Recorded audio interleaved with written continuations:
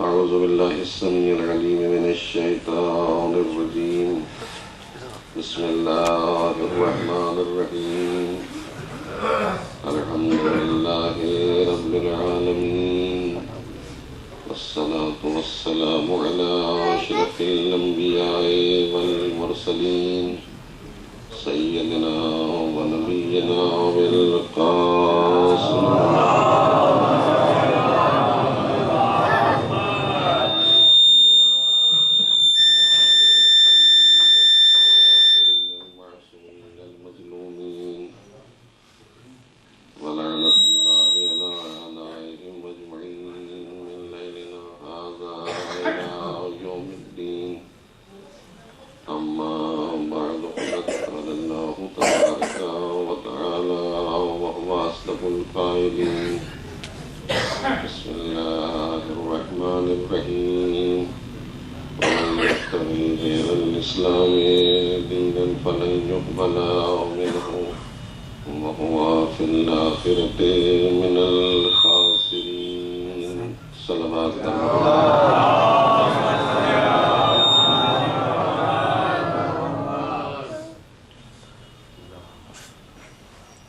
اسلام دین انسانیت کے عنوان پر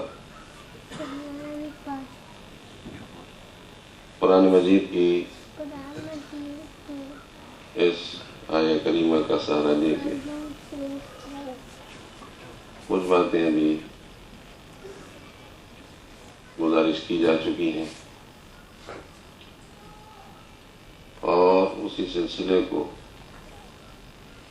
آگے بڑھانے کے لیے اتنا یاد دلانا ضروری ہے کہ اسلام انسانی زندگی کے لیے آیا ہے. انسانی زندگی دو حصوں میں بٹی، دو چیزوں سے مل کے انسان بنا، جسم اور روح. کل جو میں نے آخری گزارش کی تھی، بس نئے ذہنوں کے لیے ایک یا دو جملے گزارش کروں گا تاکہ ایک رابطہ اور سلسلہ باقی رہے کہ امراض جسمانی کا علاج دنیا میں ممکن ہے، روحانی امراض کا علاج دنیا کے کسی ڈاکٹر کے پاس نہیں ہے، حکیم کے پاس نہیں ہے، طبیب کے پاس نہیں ہے، کسی ہاسپٹل میں نہیں.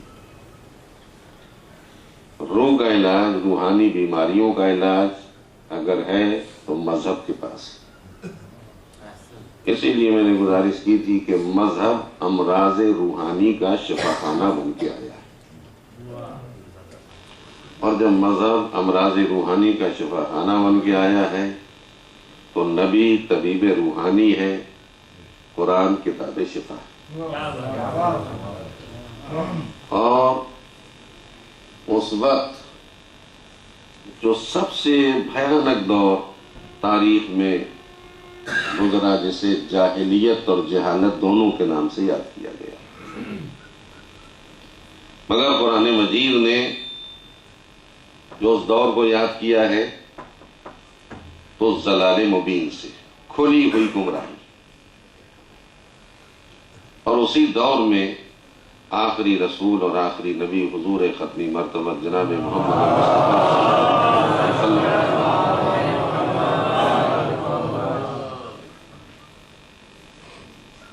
ہر دور میں کچھ نہ کچھ بیماریاں رہیں،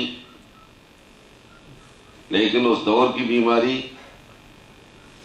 جسے ضلال مبین کہا گیا، کھلی ہوئی گمراہی، جہاں میں بات چھوڑی تھی وہاں یاد دلا دوں۔ دو بیماریاں بڑی تھیں، ان دو بیماریوں سے ایک اور بیماری پیدا ہوئی، تین بیماریاں ہو گئی۔ ایک بیماری کا نام شرک، ایک کا نام کفر۔ نئی بیماری جو دونوں سے مل کے بنی، یا یہ کہیے کہ دونوں کا نچوڑ، شکل بدل گئی، انداز بدل گیا، اس کا نام ہے نفاق۔ تین بیماریاں تھیں اس دور میں، تو صرف بیماری کو بیماری کہہ کے ماتم کر لینا کافی نہیں ہوتا، علاج ضروری ہوتا ہے۔ اب میں آج کی گفتگو اس فقرے سے شروع کرنا چاہتا ہوں کہ آج جس طرح ہماری جسمانی بیماریوں کا علاج اور طریقہ علاج ہو رہا ہے، ہمارے سامنے آ رہا ہے، اور جس انداز پہ علاج ممکن ہی نہیں بلکہ یقینی بن جاتا ہے، وہاں یہ حقیقتیں بھی سامنے آ رہی ہیں کہ اگر مریض سے محبت ہے تو بیماری دور ہو جائے گی۔ ایک بات، طبیب ڈاکٹر اگر مریض سے محبت کرتا ہے تو علاج ہو جائے گا۔ بعض موقع ایسے بھی آتے ہیں کہ جہاں اتنا بڑا دھوکہ ہوتا ہے کہ کڈنی تک بیچ لی جاتی ہے، مرض دور ہوگا۔ جہاں انسانی زندگی سے سودا ہونے لگے، توجہ کریں گے فکری کی طرف، جہاں انسانی زندگی اور انسانی جسم سے سودا ہونے لگے، وہاں جسم کی بیماریوں کا علاج کہاں ہوگا؟ تو ضرورت ہے ڈاکٹر ایسا ہو جو بکے نہیں، جو بکنے نہ پائے۔ بکتا کاہے پہ ہے؟ آدمی دولت پہ بکتا ہے، پیسے پہ بکتا ہے، مال پہ بکتا ہے۔ تو جس طرح ہماری جسمانی بیماریوں کا علاج کرنے والا طبیب و حکیم و ڈاکٹر وہ ہونا چاہیے کہ جو بکنے والا نہ ہو کسی طاقت سے، اسی طرح طبیب روحانی وہ ہوگا کہ حکومتیں چاہیں تب نہ بکے، دولت چاہے تب نہ بکے، اقتدار چاہے تب نہ بکے۔ تو بکنے کی صلاحیت اگر ہے، بکاؤ مال ہے، تو معاملہ ہی الٹ جائے گا۔ تو اسی لیے قلب کی بیماری کا علاج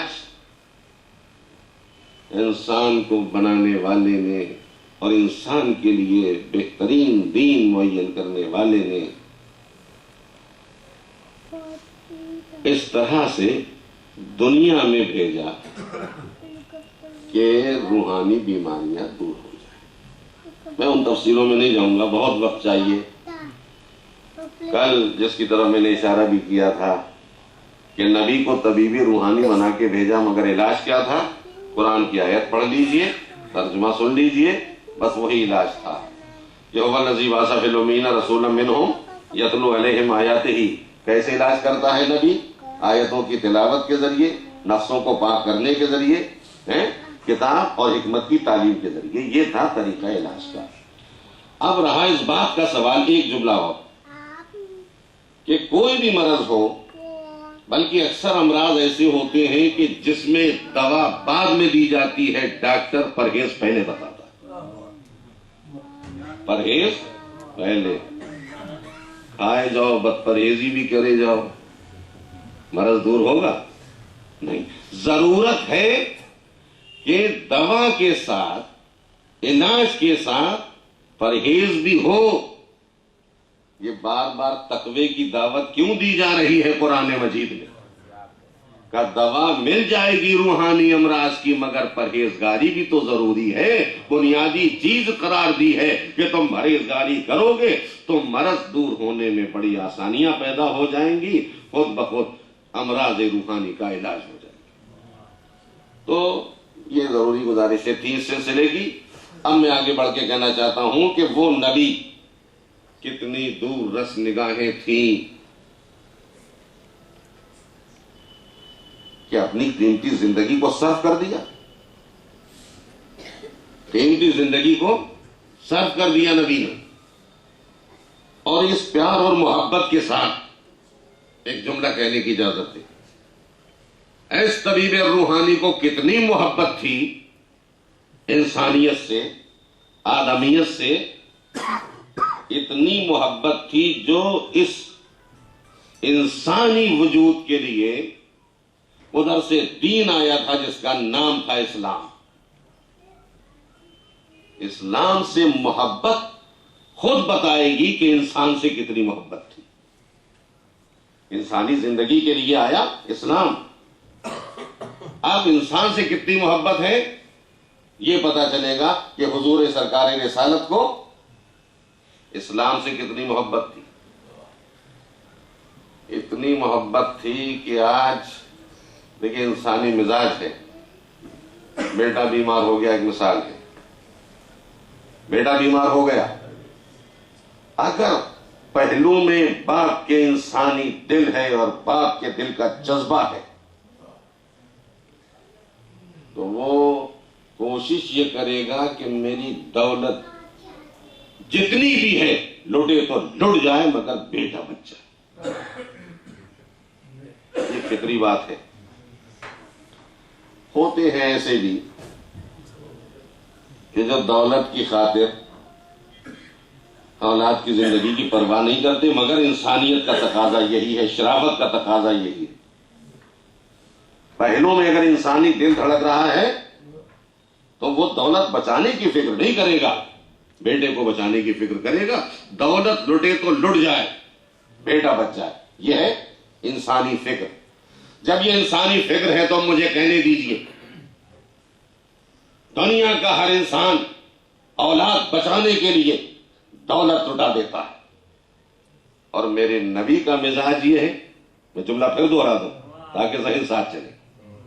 دنیا کا ہر انسان اولاد بچانے کے لیے دولت لٹا دیتا ہے، اور نبی دین بچانے کے لیے اولاد قربان کر دیتے ہیں.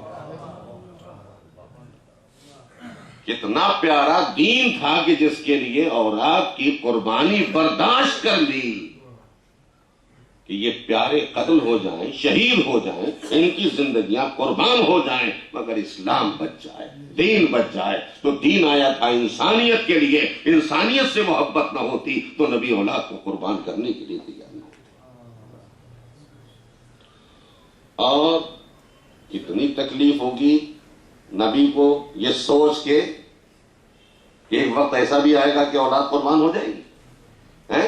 تو نبی کی نگاہیں اس دور کو دیکھ رہی تھیں. جبھی تو آپ نے کہا، جبھی تو حضور نے فرمایا لن تضلوا بعدی، میرے بعد گمراہ نہ ہونے پائے، میری امت گمراہ نہ ہونے پائے. یہ محبت ہی کا تقاضا تھا.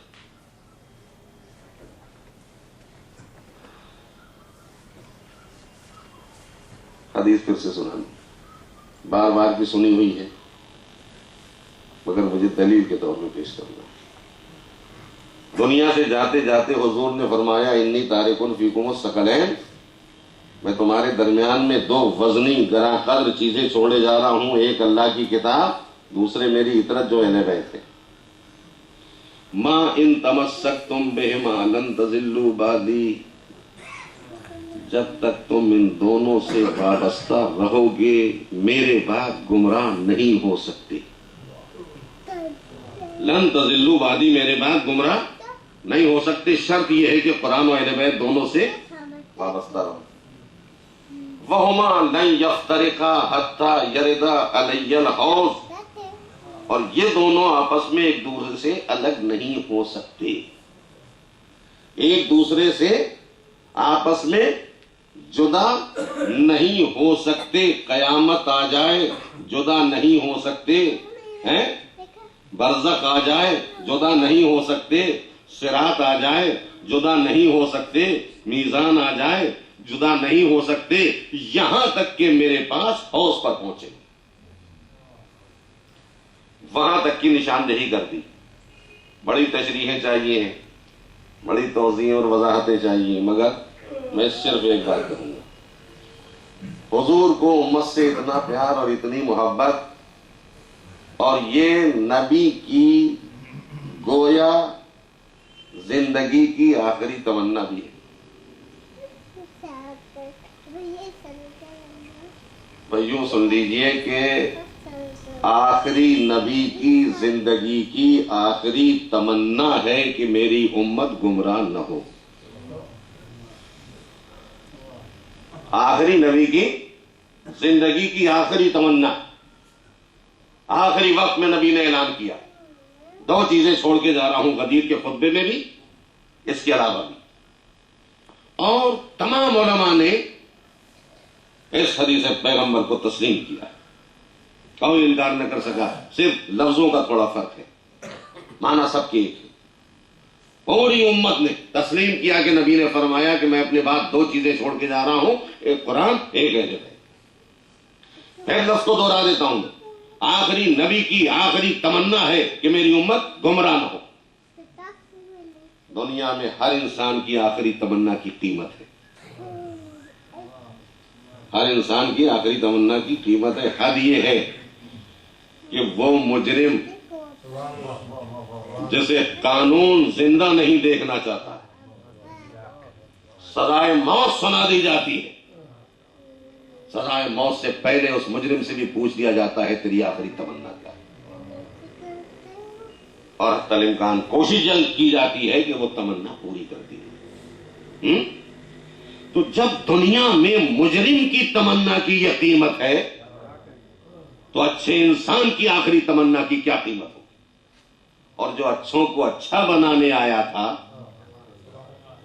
اس اچھے اور بڑے نبی کی زندگی کی آخری تمنا کی کیا قیمت ہوگی؟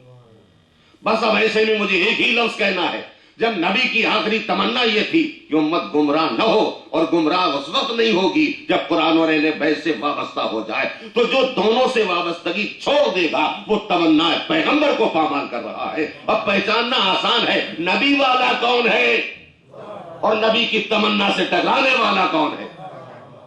جو قرآن و اہل بیت دونوں سے وابستہ ہوتا چلا جائے گا وہ نبی والا کہلائے گا، اور دونوں میں سے ایک کی وابستگی چھوڑ دے گا وہ کسی قیمت پہ نبی والا نہیں کہا جا سکتا۔ اب ایک مثال اور سن لیجیے، نبی نے کیا فرمایا؟ 2 چیزیں چھوڑ کے جا رہا ہوں۔ یہ کوئی نرالی بات نہیں ہے، نئی بات نہیں ہے، بلکہ ہر ماحول، ہر سماج، ہر گھر میں اس طرح کی مثالیں مل جائیں گی۔ جو کہا وہی کہنا چاہیے تھا، اس لیے کہ نبی تو نبی ہے۔ ایک دنیا کا معمولی انسان بھی جب دنیا سے جانے لگتا ہے تو 2 ہی چیزیں چھوڑ کے جاتا ہے، غریب ہو تو، امیر ہو تو، بڑی دولتوں کا مالک ہو تو، غلام ہے تو، آقا ہے تو، شہنشاہ زمانہ ہے تو، سربراہ مملکت ہے تو، 2 ہی طرح کی چیزیں چھوڑ کے جائے گا۔ اب ذرا ذہن میرے ساتھ چلے تو جلدی مثال مکمل ہو جائے۔ دنیا سے جانے لگا انسان، فکر ہوتی ہے کیا چھوڑا۔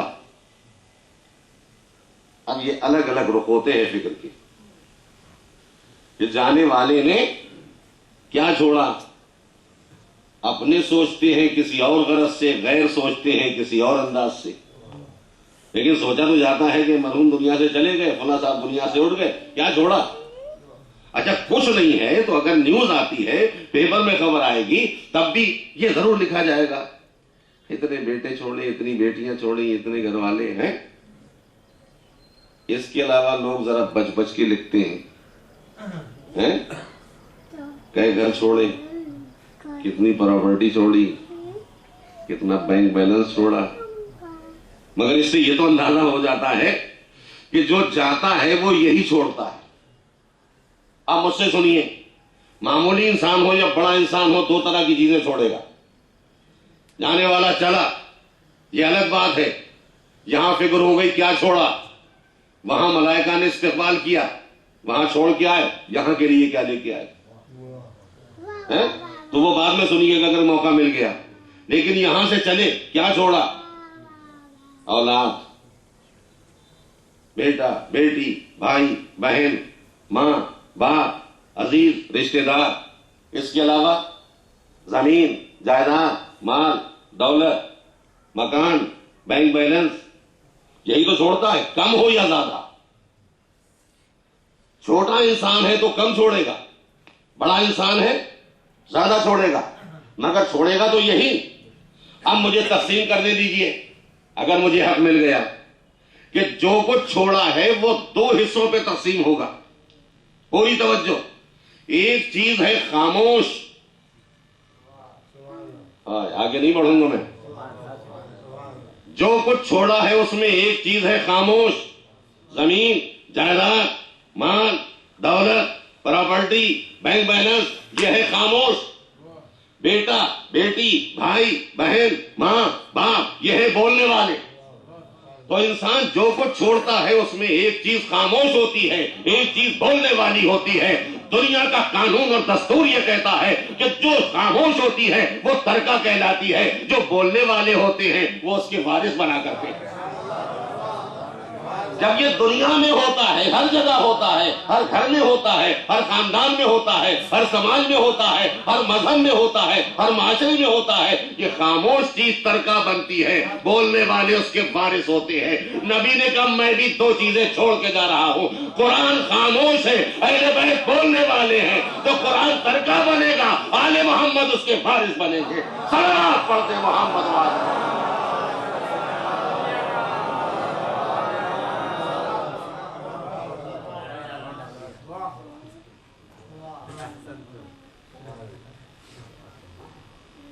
تو ہر جگہ مثال مل جائے گی، خاموش بولنے والے. اچھا ایک بات بتا دیجیے، جسارت ہے، میرے بزرگ نشیب فرما ہے، پڑھانے کا مجمع ہے، لیکن جب آپ سن رہے ہیں تو آپ نے ہمت افزائی کی ہے، جسارت بڑھا دی ہے. ایک بات بتا دیجیے، خاموش چیز اچھی ہوتی ہے یا بولنے والی؟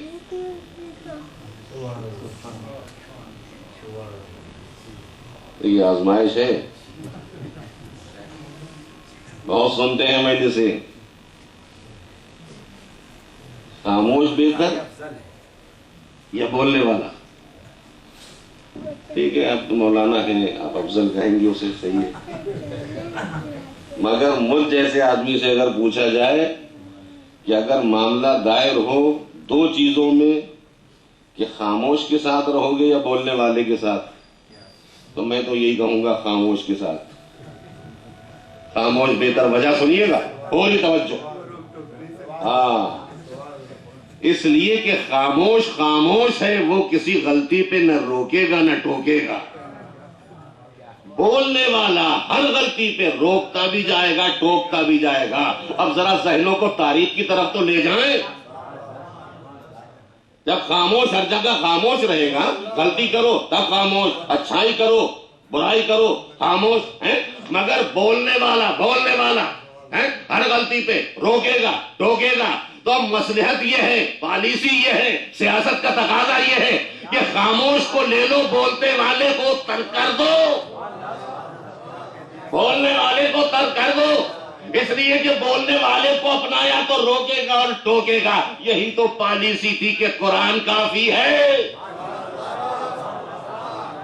یہ نعرہ کیوں دیا گیا؟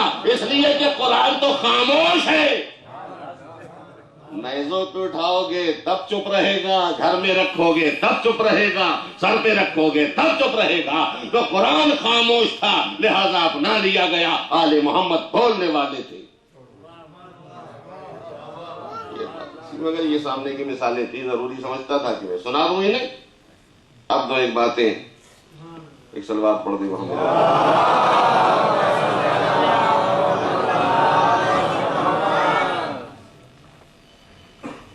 تو اسلام اس دین کا نام ہے کہ جس کا نچوڑ اور خلاصہ اگر دیکھا جائے حضور سرکار رسالت کی 23 سال کی تبلیغی زندگی، اور اس زندگی میں جو کچھ حضور نے چھوڑا وہ یہی تھا،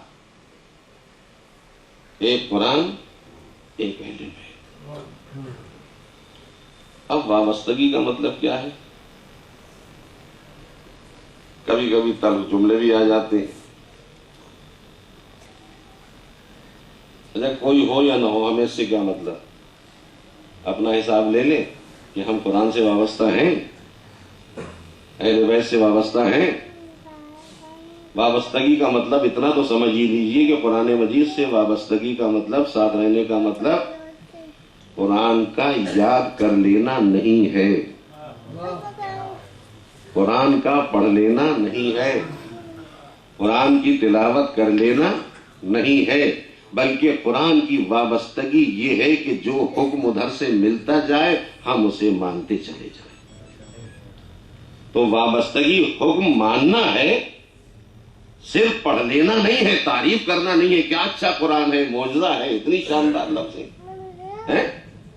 بس عزیزو اسی رخ پہ سوچنا ہے کہ جب قرآن سے وابستگی، قرآن پر عمل، احکام قرآن کی پابندی، تو اہل بیت سے وابستگی بھی صرف ان کی تعریف کر لینا نہیں ہے، بلکہ ان کی سیرت کی پیروی کرنا ہے، ان کے احکام کی پابندی کرنا ہے۔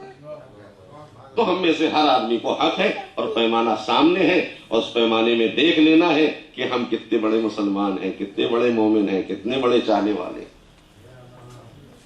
اچھا ایک بڑا مشکل مسئلہ آ جاتا ہے، بڑا کون؟ اپنی سوسائٹی میں، ماحول اور معاشرے میں بڑا کون؟ ایک مزاج یہ بھی ہو گیا ہے کہ جو کھل کے احکام اور دین کے باتوں کی مخالفت کرے، لیکن اگر بڑے جذبے سے ہمارے ساتھ عزاداری میں شریک ہو جائے، بڑا مومن ہے، بڑا مومن، بڑا مسلمان، عہدہ مل گیا تو بڑا مسلمان، دولت آ گئی، اب چار سے آگے پیچھے گھومنے لگے، بڑا مسلمان ہے۔ تو کیا ایسے سماج کو اسلامی سماج کہا جائے گا جس میں بڑا دولت والا سمجھا جائے، بڑے عہدے والا سمجھا جائے، مال والا سمجھا جائے، یا احکام کی پابندی کرنے والا؟ نہیں، ادھر سے آواز ہے کہ دین ہم نے تمہاری زندگی کے لیے بھیجا ہے، پوری توجہ۔ تو جب دین ہماری زندگی کے لیے آیا ہے، پھر بات مثال کی آ گئی، نماز پڑھنے چلے، صبح کی نماز تو بڑی آسانی سے پڑھ لی، چلو 2 رکعت تھی، اب یہ ظہر اور اس کے ساتھ ساتھ عصر بھی مل گئی، کہاں 2 کہاں 4 4 8، ہم نے کہا جلدی ہے 2 ہی پڑھ لو، آدھی پڑھ کے چلے آئے، ثواب ملے گا؟ نہیں۔ رمضان آ گیا، وہاں گرمی کا زمانہ، سردی بڑھ جائے تو پھر بھی وہاں مشکل ہوتی ہے، گرمی میں اور مشکل، آدھا دن گزرا روزہ توڑ لیا، ارے آدھا ثواب تو ملے گا؟ ملے گا؟ نہیں۔ بس عزیزو جس طرح عبادتوں میں، احکام میں آدھا عمل کیا تو ثواب گیا، ثواب گیا، کیا یہاں آدھا نہیں چلتا؟ بس وہی دین کا معاملہ ہے، دین مانو تو پورا پورا دین مانو، دین ماننا ہے تو پورا پورا دین مانو۔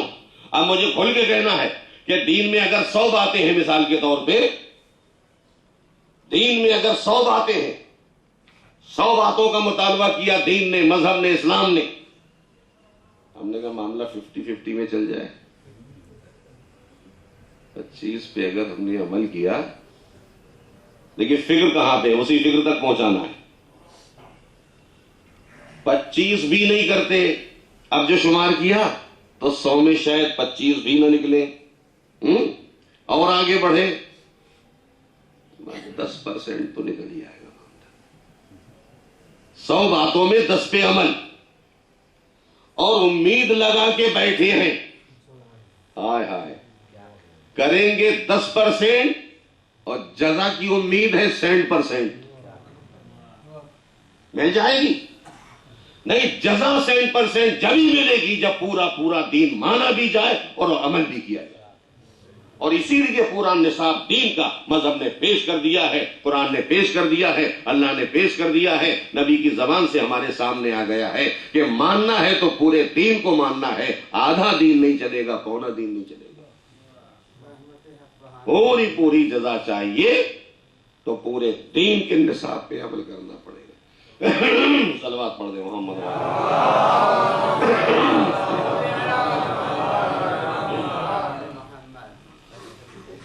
اب یہ دین کل کا سلسلہ چل رہا تھا، میں سوچتا ہوں ختم ہو جائے. کل آخری مجلس ہے، جو باتیں کل گزارش کرنے کی ہیں آسانی سے کل گزارش کرنے کا موقع مل جائے.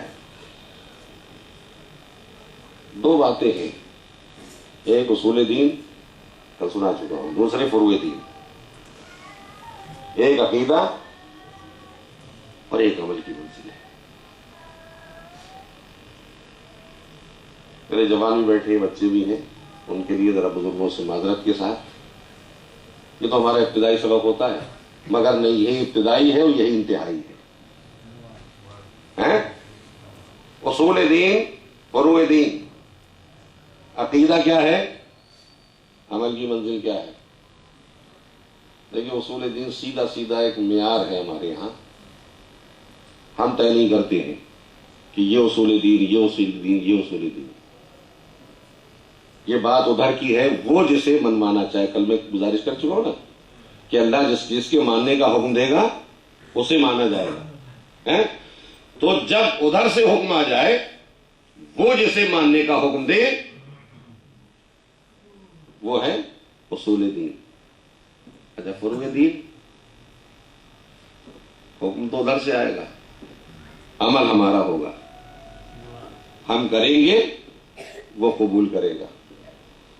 تو جسے لفظ بدل دو، جسے وہ پیش کرے ہم مانے وہ اصول دین، اور جسے ہم کریں اور اللہ قبول کرے وہ ہے فروع دین.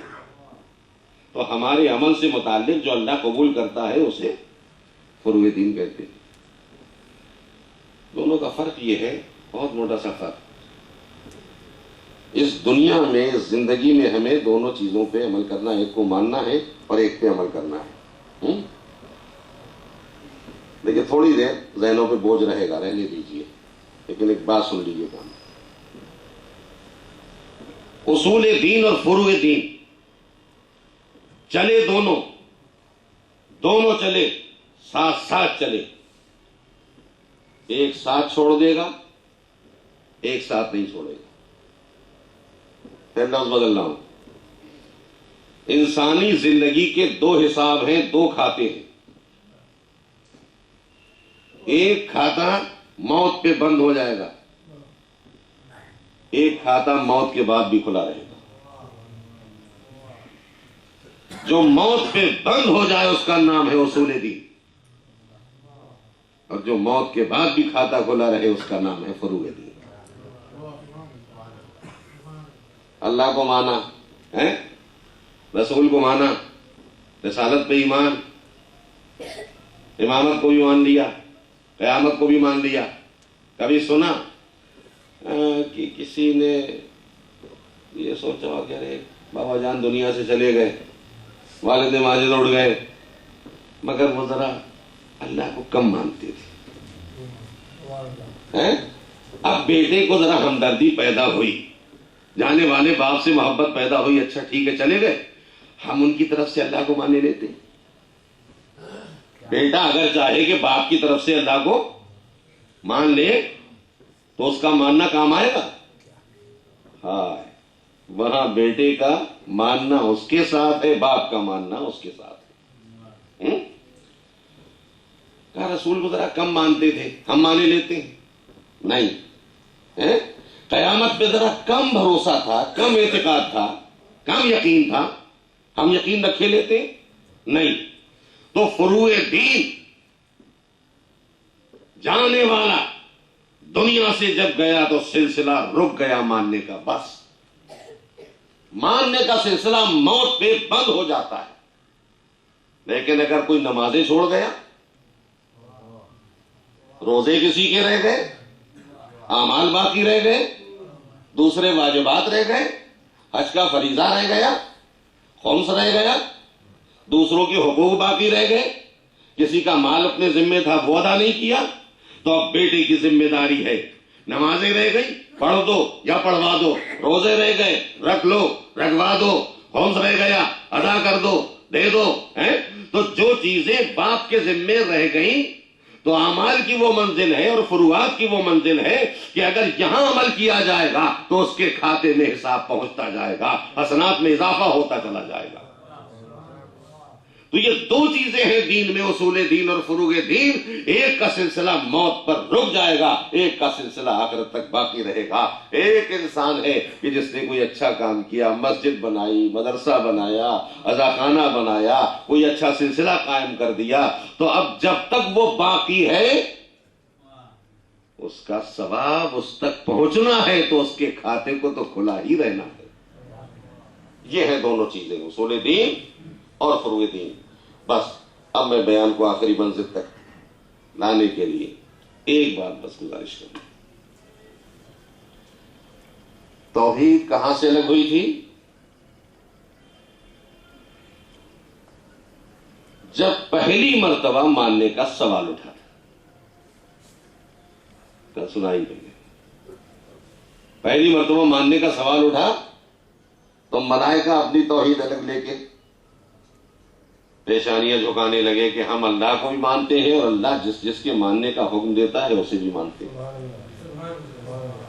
یہ توحید الگ ہو گئی. اور ایک وہ اکیلا چلا، میری توحید تو یہ ہے کہ تجھے مانوں گا اور بس.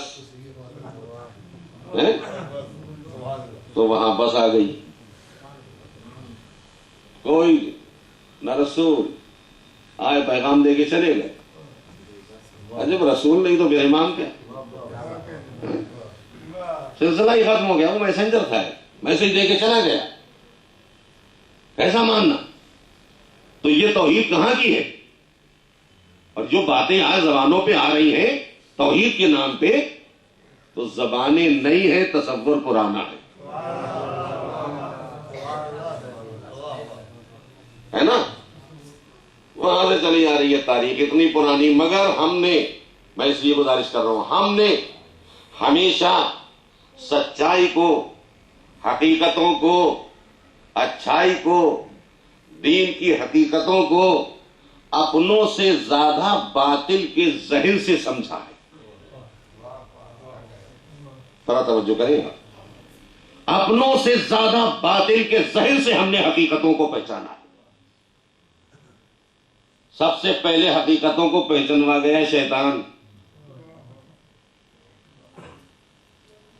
بھائی اتنا ہی تو ہوا معاملہ کہ نہیں کروں گا سجدہ، تو نکل جا نکل جا. نکلنے پہ تیار ہو گیا. اور جب نکلنے پہ تیار ہوا تو یہ وہ ہے کہ جو بہت سجدے کر چکا ہے. ایک ہی سجدے سے انکار کیا ہے. بڑی عبادتوں کا ذخیرہ اس کے دامن میں موجود ہے. بندگی پروردگار کا ذخیرہ اس کے دامن میں موجود ہے. کہا نکل جا فخرج انکا رجیم. نہ نکل جا، جہنمی ہے، لعنتی ہے، رجیم ہے. کہا نکل جاؤں گا نکل جاؤں گا. یہ تو بگڑ کے نہیں کہا کہ میں تجھے خدا نہیں مانوں گا. توجہ کریں. نکل گیا. جہنمی ہونا قبول ہے، منظور ہے. لعنتی ہونا منظور ہے. رجیم ہونا منظور ہے. مگر یہ کہنا منظور نہیں ہے کہ میں تجھے خدا نہیں مانتا. خدائی کا انکار نہیں کیا. ہاں اگر توجہ کرنے فکرے پہ تو زیادہ توضیح نہ کرنا پڑے. یہ کہہ کے نکل آیا، پھر بھی خدائی کا انکار نہیں. اب آنے والے مہلت دے دے اور بات پکی کر دی کہ تجھی کو خدا مان رہا ہوں. پکا کر دیا عقیدہ کہ میں تجھی کو خدا مان رہا ہوں، خدائی سے انکار نہیں، لیکن خدا کی خدائی کا اقرار کر کے خدا جس کے ماننے کا حکم دے اسے نہ ماننا، یہ شیطانی فکر ہے۔ اور جب یہ شیطانی فکر ہے کہ جہاں جہاں یہ فکر نظر آئے تو سمجھ لو کہاں سے سلسلہ مل رہا ہے۔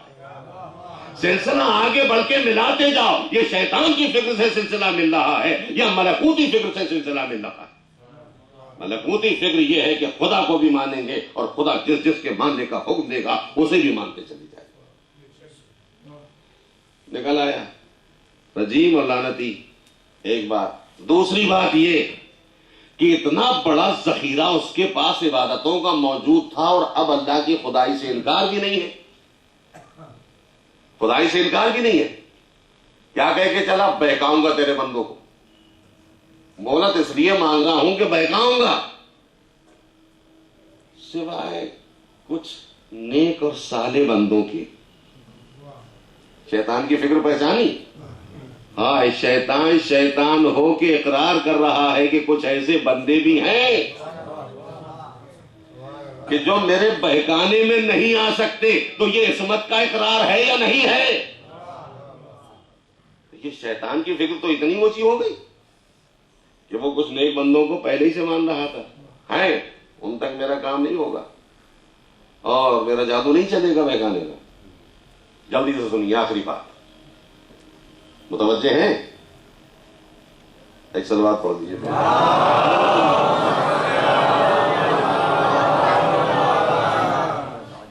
ہاں، بڑی فکر کی بات ہے، لیکن چلتے چلتے کم سے کم شیطان کو یہ کہنا چاہیے تھا، پالنے والے جا تو رہا ہوں، ایک سجدے کے انکار کا نتیجہ کیا ہے؟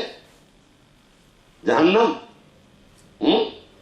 رجیم ہونا، لعنتی ہونا منظور۔ مگر شیطان ہو کے کہہ سکتا تھا کہ پروردگار اس سے پہلے جو میں نے سجدے کیے ہیں، تسبیح و تحلیل کی ہے، بندگی کی ہے، عبادت کی ہے، اس کا صلہ بھی بتا دے۔ جو بندگی اور عبادت کر چکا ہوں اس کے بدلے کتنے دن جنت میں بھیجے گا؟ مگر شیطان ہو کے پچھلی عبادتوں کا صلہ مانگ نہ سکا، اس لیے کہ جانتا تھا کہ جب عقیدہ بگڑ جاتا ہے تو پھر پچھلی عبادتوں کا بھی صلہ نہیں ملا کرتا۔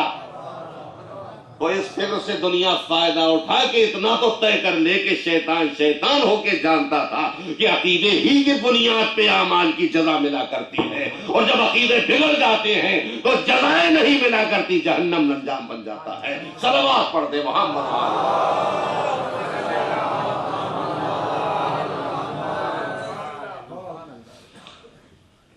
بس اختتام کی مجلس اختتام کا وقت آ گیا مجلس کی، اور میں زیادہ وقت نہیں لینا چاہتا۔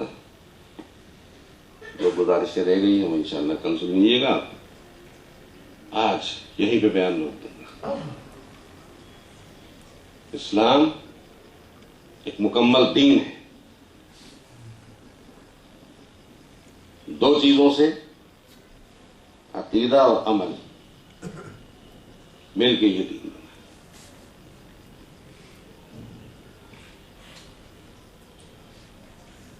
عقیدے کی بنیاد پر عمل، جیسا عقیدہ ویسا عمل، جیسا ایمان ویسا عمل۔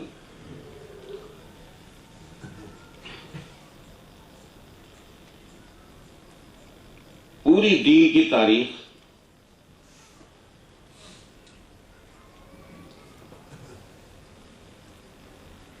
جہاں ہم نے ان حقیقتوں کو سمجھا اور پہچانا،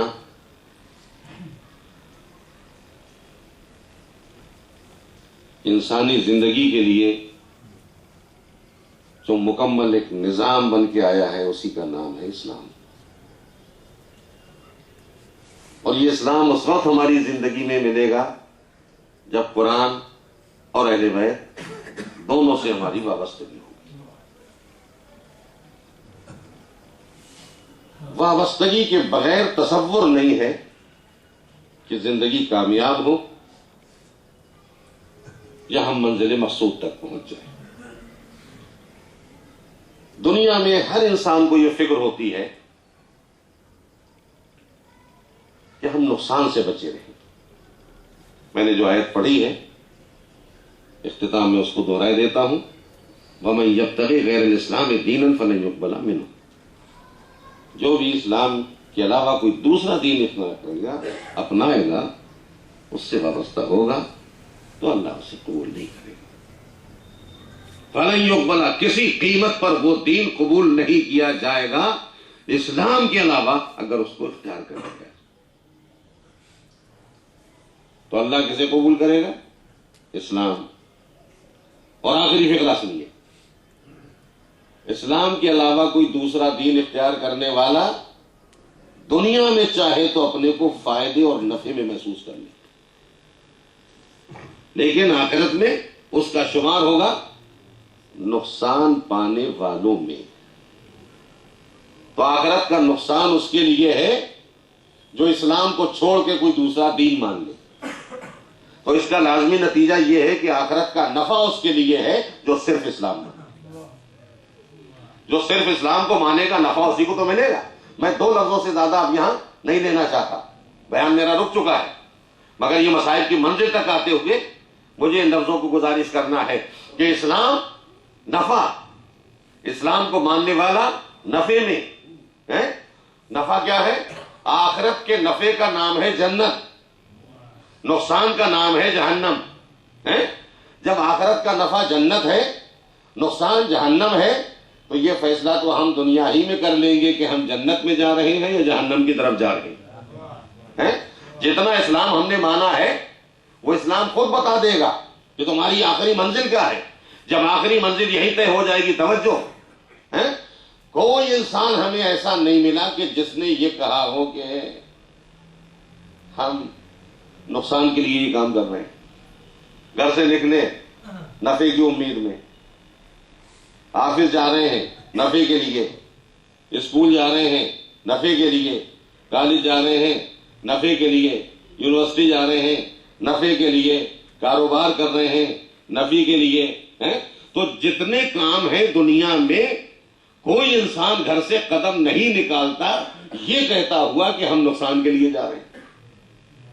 وہ نتیجے میں نقصان ہو جائے اتفاق سے الگ بات ہے، مگر انسان کا مزاج یہ ہے کہ وہ نفع کے لیے قدم آگے بڑھاتا ہے، نقصان سے بچنے کی کوشش کرتا ہے۔ کتنا بد نصیب ہوگا انسان اگر وہ آخرت کا نفع پیش نظر نہ رکھے اور دین کو تسلیم کر لے اور مذہب کو ماننے پہ تیار ہو جائے۔ جو کچھ ماننا ہے اور کرنا ہے عزیزو، یہ ماننا ہے اور یہ سوچ لینا ہے اور یہ طے کر کے قبول کرنا ہے۔ کہیں ایسا تو نہیں ہے کہ مانتے بھی رہیں اور نقصان میں چلے جائیں، کرتے بھی رہیں اور نقصان میں چلے جائیں۔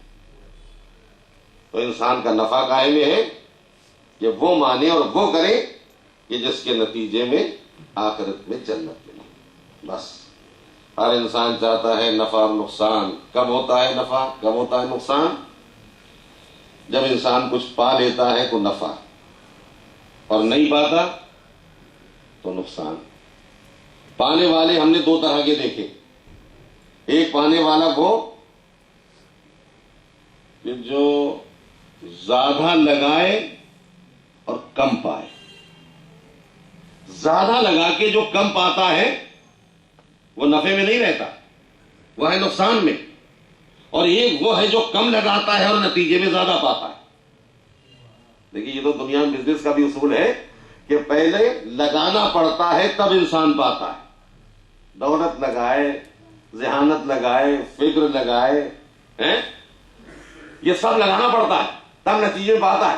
جس نے زیادہ لگایا اور کم پایا وہ بد نصیب، اور جس نے کم لگا کے زیادہ پایا وہ خوش نصیب کہلاتا ہے۔ اصل نفع میں وہی ہے جو کم لگا کے زیادہ پائے، وہ نقصان میں جاتا ہے کہ جو زیادہ خرچ کر دیتا ہے، زیادہ لگا دیتا ہے اور نتیجے میں کم پاتا ہے۔ اب دونوں تصویروں کو دیکھنا ہے تو عزیزو، ایک تصویر کا نام ہے یزید، ایک تصویر کا نام ہے حسین۔ دونوں نے لگایا اور لگا کے پایا۔ یزید اس تصویر کا نام ہے جس نے بیعت پانے کے لیے دولت لگائی، اقتدار لگایا، فوجیں لگائیں، سرمایہ لگایا، سب کچھ لگا کے کیا پایا؟ ہمیشہ کے لیے لعنت کا توق پایا۔ یزید اس پانے والے کا نام ہے سب کچھ لگا کے جس نے نتیجے میں لعنت کا توق پایا ہمیشہ کے لیے، اور حسین اس پانے والے کا نام ہے کہ جس نے دین بچانے کے لیے اور دین کی تاریخ پانے کے لیے بظاہر کربلا میں 72 جانیں لگائیں، اور 72 قیمتی زندگیاں لگا کے کیا پایا؟ نتیجے میں آدم کی زندگی پائی، نوح کی زندگی پائی، ابراہیم کی زندگی پائی، موسیٰ کی زندگی پائی، عیسیٰ کی زندگی پائی، اسماعیل کی زندگی پائی، 1,24,000 انبیاء کا مقصد حیات پا لیا۔ اور جب حسین اس پانے والے کا نام ہے تب دنیا پہچان لے کون نقصان میں چلا گیا، کون نفع میں چلا گیا۔ تو اس آئینے میں دیکھ کے اپنی زندگی کو ڈھالنا ہے، اسی انداز پہ زندگی کا کارواں آگے بڑھانا ہے۔ کہاں نفع ملے گا، کہاں نقصان ملے گا، بس حسین جن ساتھیوں کو لے کے آئے تھے، اگر کسی کے ذہن میں ادنا تصور پیدا ہو گیا ہوتا کہ ہم تو نقصان میں چلے گئے، کوئی ایک چاہنے والا عزیز رشتہ دار یا انصار میں حل یہ ہے کہ غلاموں میں کوئی یہ نہ سوچ سکا کہ ہمارا کوئی قدم نقصان کی طرف چلا ہے۔ ہر ایک یقین لے کے چلا کہ ہم نفع میں جا رہے ہیں۔ آ گئی مصائب کی منزل، ہر ایک یقین لے کے چلا کہ ہم نفع میں جا رہے ہیں۔ نفع کا نام ہے جنت۔ اور جب کربلا کا ہر پیاسا یہ یقین لے کے چلا، اپنی منزل تمام ہو گئی، آخری حجت تمام ہوئی۔ جب حسین نے کہا چلے جاؤ، جان بچا لو، رات کا سناٹا ہے، نکل جاؤ، ہر طرف سے صدائیں آئیں، آقا جانے کے لیے نہیں آئے۔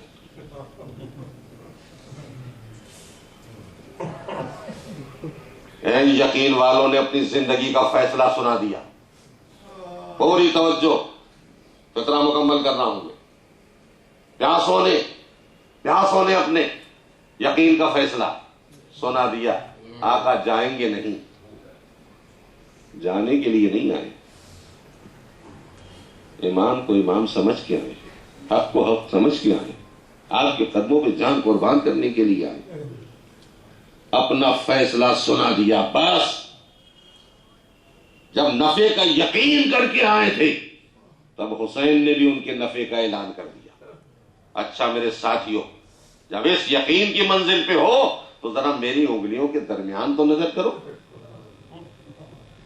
اب یہ حسین جنت کی منزلیں کیوں دکھا رہے تھے؟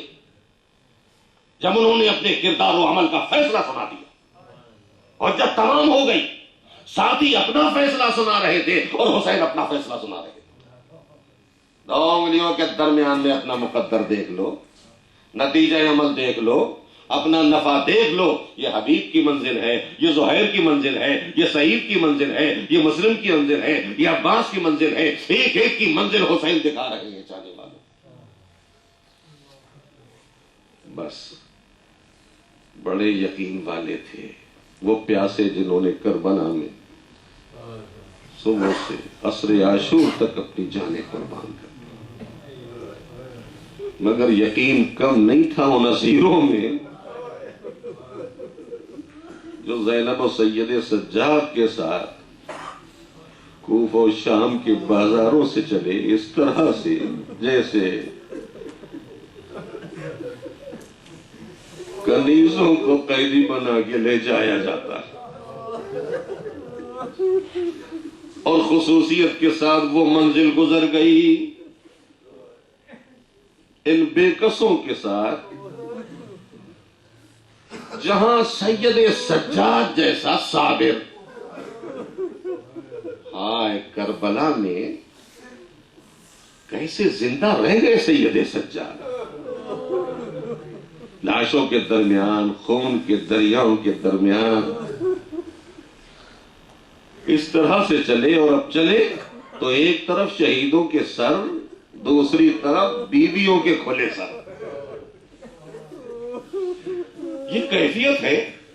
نظر اٹھتی ہے یا کسی شہید کے سر پہ نظر پڑتی ہے؟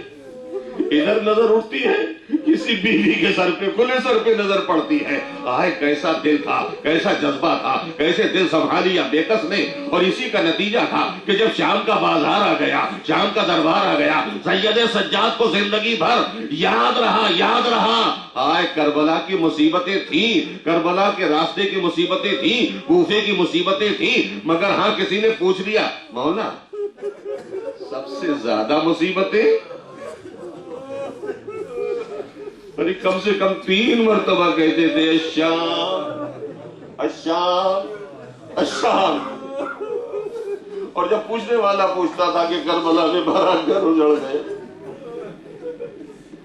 اور اب شام کا تذکرہ کر کے روتے ہیں، کہاں شام اس لیے یاد آتا ہے کہ میری پھوپھی سربراہ تھی، بہنیں سربراہ تھی، سب بیویاں سربراہ تھی، شام کے بازار سے بھی اسی طرح گزرنا پڑا، شام کے دربار سے بھی اسی طرح گزرنا پڑا، اور اسی کا نتیجہ تھا کہ جب وہ سخت ترین منزل آ گئی، شام کا دربار میں سجاوٹ آنے کی تیاری، اسیروں کو بلایا جائے، بڑا اہتمام و انتظام، کرسیاں لگ گئی شام کی مسجد میں، صحن مسجد کو دربار بنا دیا گیا۔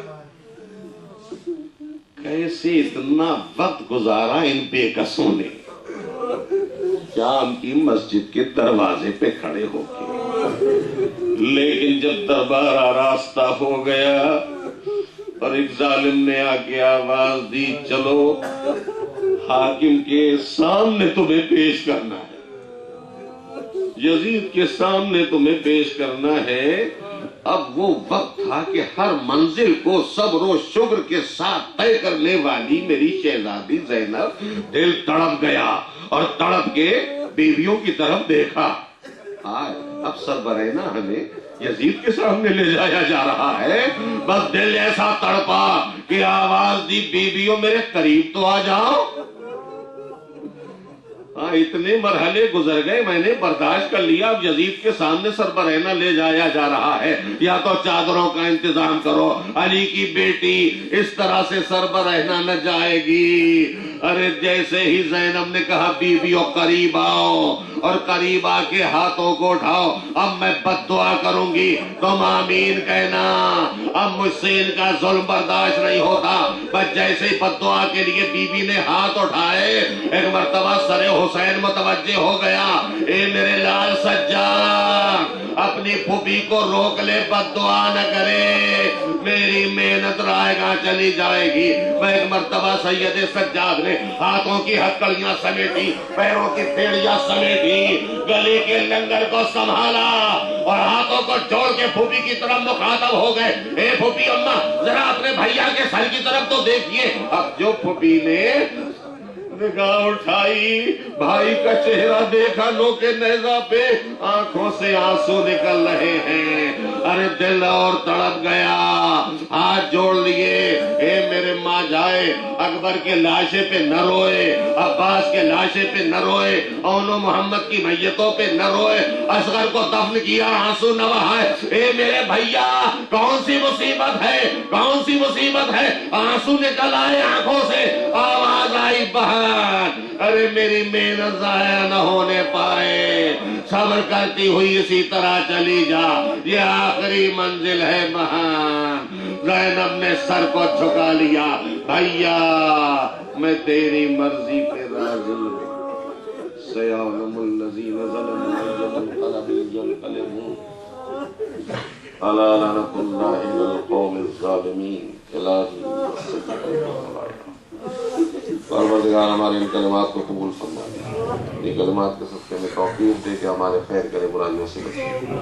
پروردگار ہمارا حسن محمد والے محمد کے ساتھ آنے والے جو بیمار ان کو شفا کامل عطا فرما، جو صاحبان حاجت ہیں ان کی حاجتیں پوری ہوں، جو بے روزگار ہیں ان کو روزگار عطا فرما، جو صاحبان روزگار ہیں ان کے روزگار میں برکت عطا فرما، مومنین کی جان مال عزت و آبرو کا تحفظ فرما، امام زمانہ کا ظہور جلد سے جلد ہو، ہمیں اس قابل بنا دے کہ امام اپنے ناصروں میں شمار کرے۔ آخر میں پھر ایک مرتبہ گزارش ہے کہ ایک مرتبہ سورہ حمد، تین مرتبہ سورہ توحید کی تلاوت کر کے جناب امیر جعفر صاحب کے والدین اور ان کی اہلیہ کے لیے ایصال ثواب کریں۔